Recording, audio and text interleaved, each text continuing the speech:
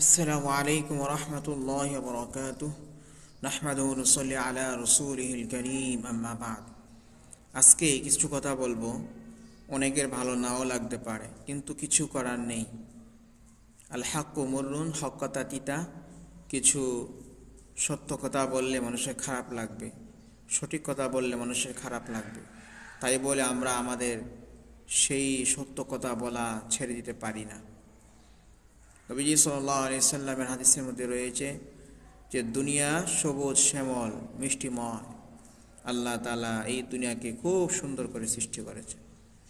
কে বলেন, ফুল দেখতে কত সুন্দর লাগে, নদীর পানিগুলো যখন চলে কত ভালো লাগে। পৃথিবীতে কত সুন্দর সুন্দর জিনিস আল্লাহ তাআলা সৃষ্টি করেছেন এবং কত মিষ্টি জিনিস আল্লাহ তাআলা সৃষ্টি করেছেন। বিভিন্ন ফল ফলাদি কত মিষ্টি হয়ে থাকে, খাইতে কত ভালো লাগে।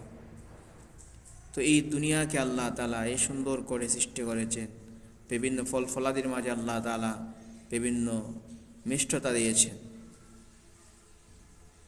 কিন্তু আল্লাহ তাআলা আমাদেরকে এই দুনিয়ার মধ্যে পাঠিয়েছেন মুস্তাখলিফুকুম ফিহা, মানে আল্লাহ তাআলা এই দুনিয়াতে আমাদেরকে পাঠিয়েছেন।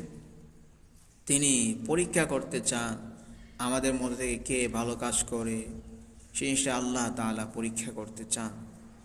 আমাদের এই দুনিয়াটা কিন্তু একটা পরীক্ষার জায়গা।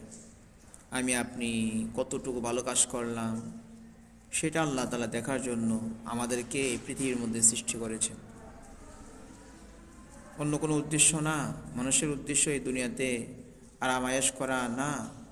মানুষের উদ্দেশ্য সে ভালো কাজ করবে, নেক কাজ করবে, করে তার চিরস্থায়ী যে সুখের জায়গা জান্নাত, সে সেখানে যাওয়ার উপযুক্ত হবে।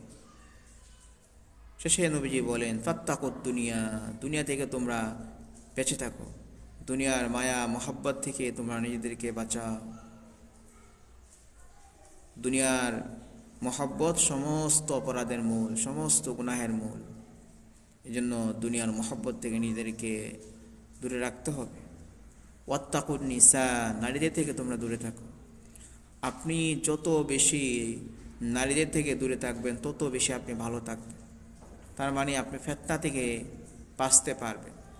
কেননা ফাইন্না আউওয়ালা ফিতনাতি বানি ইসরাঈল কানাত ফিন নিসা, বনি ইসরায়েলের মাঝে সর্বপ্রথম নারীদের মাধ্যমে ফিতনার সৃষ্টি হয়েছে।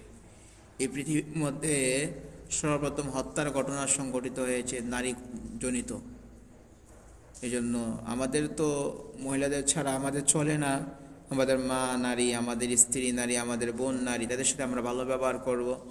কিন্তু যেখানে গেলে পরে আমার গুনাহ হওয়ার সম্ভাবনা রয়েছে, সে সমস্ত স্থানে আমরা নারীদের থেকে দূরে থাকব।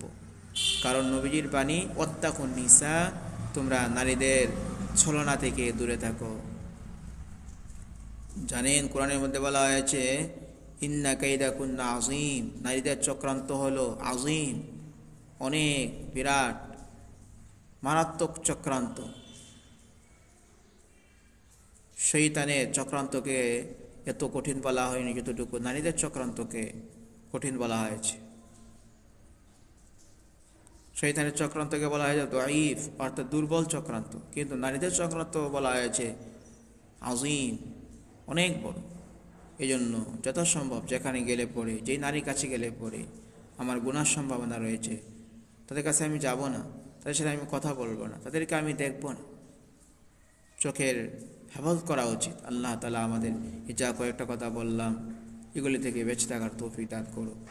পর্দার বিষয়, নামাজ যেমন ফরজ, পর্দা তেমনই ফরজ, পর্দা করার তৌফিক দান করুন। আসসালামু আলাইকুম ওয়া রাহমাতুল্লাহি ওয়া বারাকাতুহু।